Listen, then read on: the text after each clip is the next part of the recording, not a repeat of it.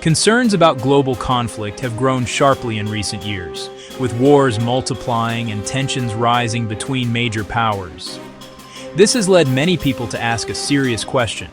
Are we drifting toward a third world war, or are today's dangers still being contained? This video will look at where the world stands now, how current conditions compare to the periods before World War I and World War II, what warning signs would suggest a true global war is approaching, and what governments, societies, and individuals can do to reduce the risk. The goal is not to downplay real dangers, but to separate justified concern from inevitability and explain why choices still matter.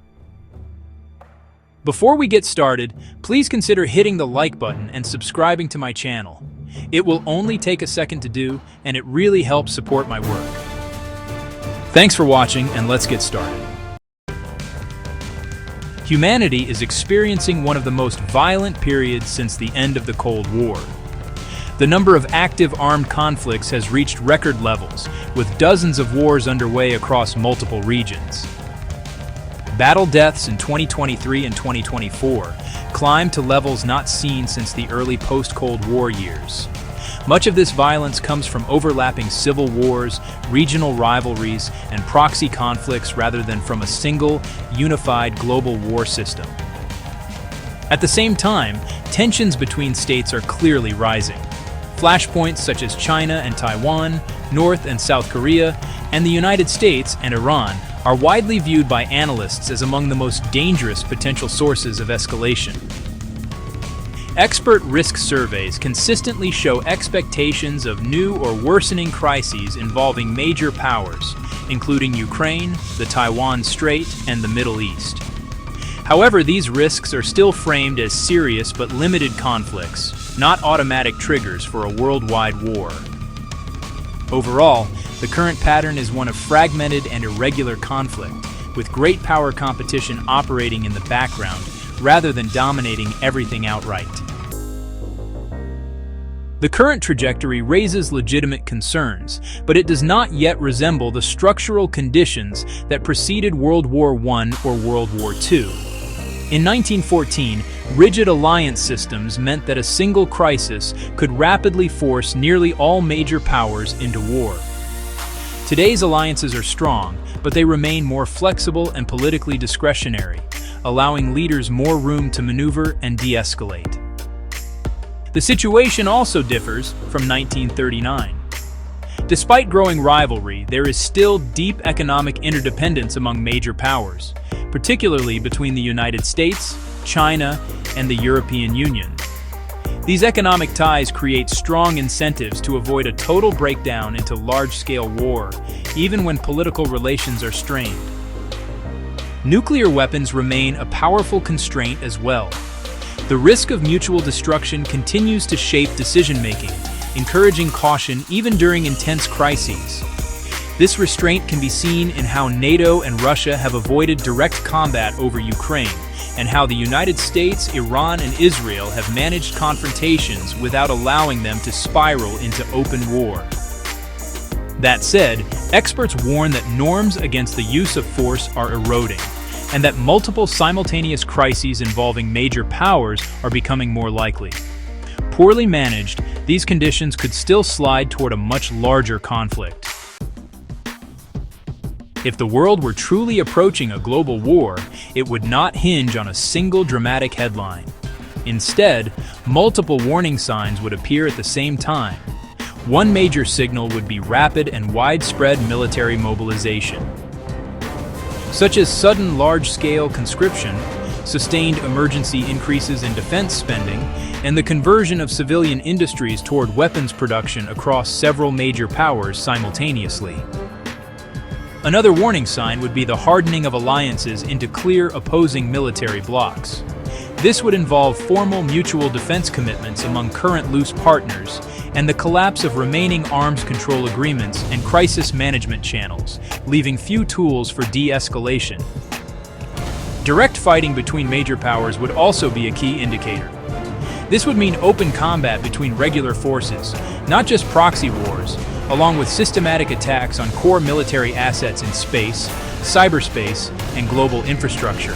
Finally, societies themselves would begin shifting onto a wartime footing, with rationing, civil defense mobilization, emergency laws, and politics increasingly framed around preparation for major war. Some of these elements exist today in limited or localized forms, but they are not yet synchronized globally or occurring at the scale associated with a world war. The most important near-term indicators involve flashpoints where great powers are directly entangled. Any movement toward a blockade or invasion scenario around Taiwan would be especially significant, as it is one of the few scenarios that could plausibly draw the United States, China, and others into a cascading confrontation.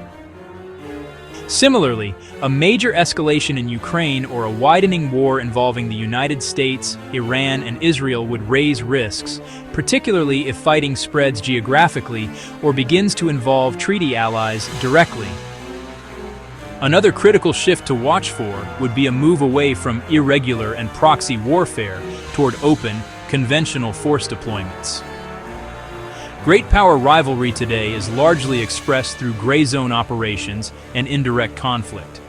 A visible return to routine, large-scale deployments of heavy forces facing each other would suggest a more dangerous phase. Analysts also emphasize the importance of alliance credibility. A major failure or humiliation that signals a permanent loss of U.S. security guarantees could rapidly destabilize alliance systems, encourage arms races, and increase the risk of miscalculation. If multiple allies begin openly planning for independent nuclear forces, global stability would weaken further. Avoiding a world war depends on reducing miscalculation, managing escalation, and addressing the underlying conditions that fuel conflict. At the state level, this starts with rebuilding crisis management channels. Direct military hotlines and updated agreements covering new domains like cyber operations, space, and AI-enabled systems reduce the risk that accidents spiral out of control. Prevention also matters as much as deterrence. Many of today's conflicts occur in fragile states where violence overlaps and spills across borders. Targeted diplomacy, development, and stabilization efforts in these regions are far less costly than responding later to major crises. Policies that integrate great power strategy with conflict prevention recognize that neglected regions can become arenas for dangerous competition. Managing rivalry with clear guardrails is equally important. Transparent military postures, advance notice of exercises, and clearly communicated red lines help prevent misunderstandings. Maintaining selective economic and technological interdependence, especially around shared challenges like climate change, pandemics, and AI safety, raises the political cost of large-scale war.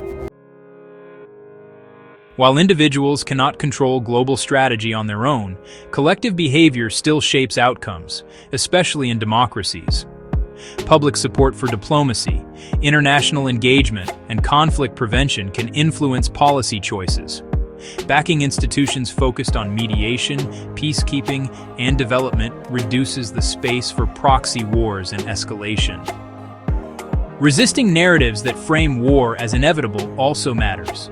When media and political discourse normalize the idea that conflict cannot be avoided, leaders face less resistance to risky decisions. Seeking diverse information, challenging dehumanizing rhetoric, and rejecting apocalyptic thinking can modestly but meaningfully reduce pressure for extreme policies. Cross-border professional, scientific, and cultural ties also play a quiet but important role. These connections make it harder for governments to fully demonize rivals and sometimes provide informal communication channels during crises. Cooperation on shared existential risks channels competition toward problem-solving rather than zero-sum confrontation. The world is undeniably more violent and unstable than it was a decade ago, and the risk of major power war has increased. However, today's conditions do not yet resemble the locked-in dynamics that led to the world wars of the 20th century. conflict remains fragmented, deterrence still functions, and political choices continue to matter. A world war is a possibility, not a destiny.